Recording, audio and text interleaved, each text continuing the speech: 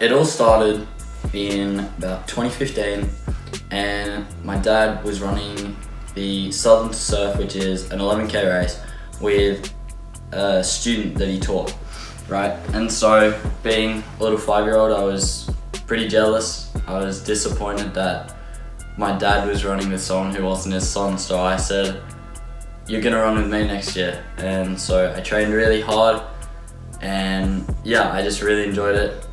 I would go out and do 10Ks or so with him in the morning, and yeah, I just really enjoyed it. And so I continued on, ended up racing that 11K. I was like, I want to go further. So the next year I continued training, and I did the Sullivan to Surf, the City to Surf, and just another 10K race. And I think I kind of was just like, yeah, this is cool. I didn't have a plan of where I was going to take it at all or anything like that. So then we get to about 2020.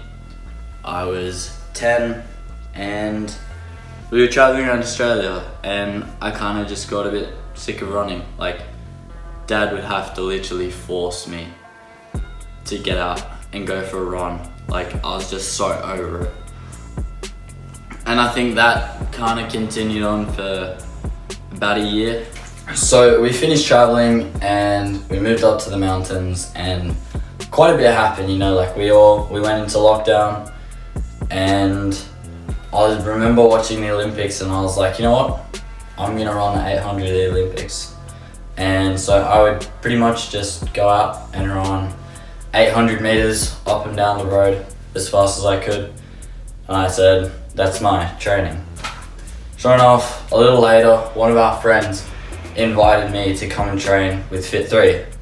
And that was where I met my coach for the first time. And I don't know, I think it was just running with people my age was something that really sparked me, and I was just motivated to do it. So I kept going, I went back again and again. I was training really hard, and then I decided to sign up for athletics. Signing up for athletics was a really big deal because I'd never really run track. I'd always just done trail and road. And so signing up for athletics for the first time was just bringing in a new element. It was now really competitive. So with the competitiveness, I was now always excited. I just wanted to be better than everybody else.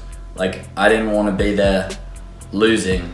And so I remember my first race, it was a team relay around the track. So we did an 800 relay and a 1500 relay. In the 800 relay, we came 4th, but then in the 1500, we won. And I was the leading factor for that. I just put on so much distance and got us such a big lead. And I think that was the turning point. I was like, yeah, I can do this. And that was a big factor. And then my coaches just helped me to develop that more and more. And so then in 2023, I got my first individual state medal. And from there, I just have not looked back. I had the dream of going to the Olympics. I actually started training hard for it, and I actually that's my goal now. That's where I want to take running, and I think that just really influences my life a lot now.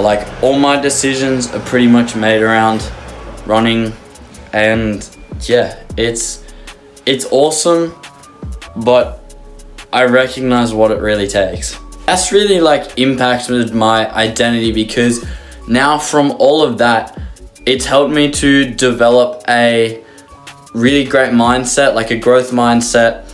And I think it's also helped me to learn how to be disciplined and consistent and not just rely on motivation. So that's how running has impacted my identity.